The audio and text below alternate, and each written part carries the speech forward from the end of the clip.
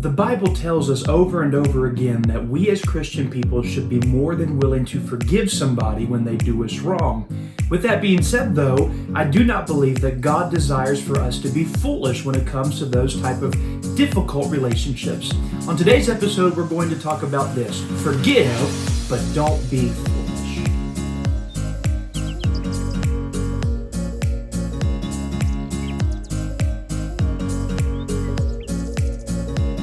Have you ever forgiven somebody only to watch them turn around and hurt you again?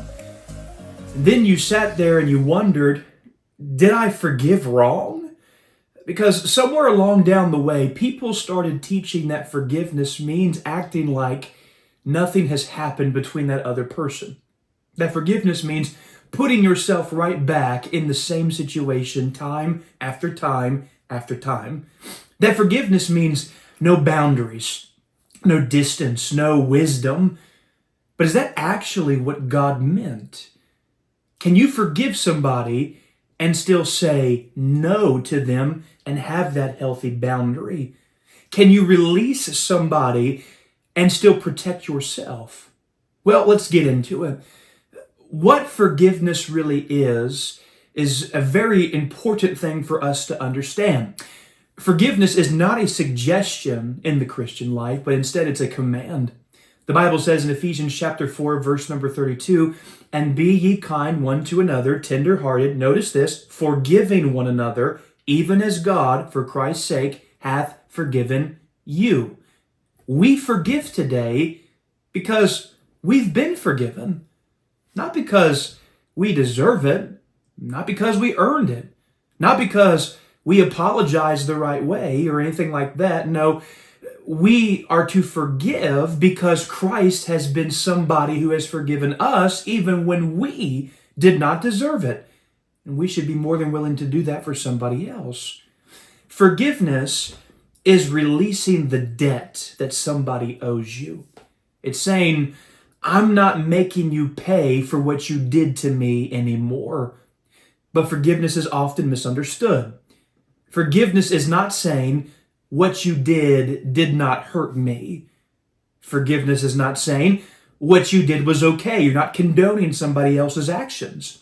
Forgiveness is not pretending that the damage that they have done to you is not real. No, forgiveness is choosing freedom over bitterness in your life. And bitterness, understand, will destroy you if you let it sit and linger long enough. Hebrews chapter 12, verse number 15 says, "Looking diligently, lest any man fail of the grace of God, lest any root of bitterness springing up trouble you, and thereby many be defiled." Bitterness doesn't stay contained. It spreads. It affects how you see people, how you trust people, how you respond to people. You start treating new people like old wounds. You start guarding yourself in unhealthy ways.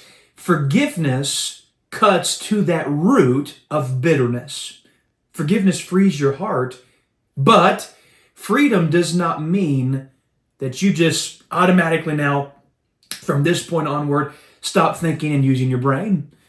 Because understand, we know that what forgiveness is. It's that release of that bitterness, but we also have to understand what forgiveness is not. Forgiveness is not the same as trust. Those are two very different things. You can forgive somebody instantly, and still that doesn't mean that you have the right to trust them, because trust is built over time. Forgiveness is given, but trust is earned. And confusing those two is going to keep you stuck in the cycles. The Bible says in Matthew chapter 10, verse 16, "Behold, I send you forth as sheep in the midst of wolves. Be ye therefore wise as serpents and harmless as doves." God never called you to be naive. He called you to be wise. Some people will hurt you once, and they're going to learn from it. They'll never do it again. Others will not learn. In some cases, others just don't care. And so they're going to hurt you repeatedly. And they're going to expect you to keep calling it grace. and that you're able to forgive them. That's not grace, though. That's a lack of boundaries. Forgiveness also doesn't mean access. Just because you have forgiven somebody does not mean that that somebody gets to have the same place that they once did in my life. Access to you is a privilege. It's not a right. And it's okay to change access levels based upon behavior. Forgiveness also doesn't guarantee reconciliation. Romans chapter 12, verse 18 says, "If it be possible, as much lieth in you, live peaceably with all men." Again, it says, if it be possible.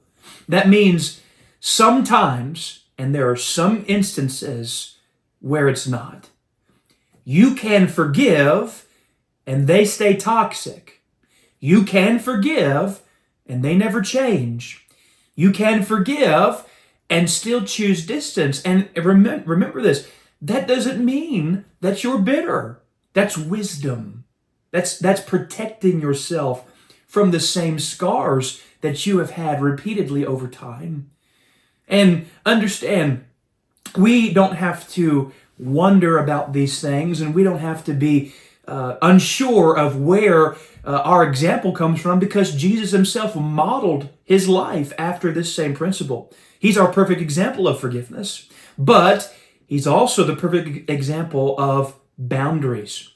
In John chapter 2, verses 24 and 25, the Bible says, "But Jesus did not commit himself unto them, because he knew all men, and needed not that any man should testify of man, for he knew what was in man." Understand this. Jesus loved all people, but he did not entrust himself to all people. That's powerful. Because some people think love will mean full access. Jesus says and shows us that's not true. You can love people and still guard yourself. Jesus forgave from the cross, right? Luke chapter 23, verse 34 says, "Father, forgive them, for they know not what they do." But that didn't mean that everybody had the same relationship with him.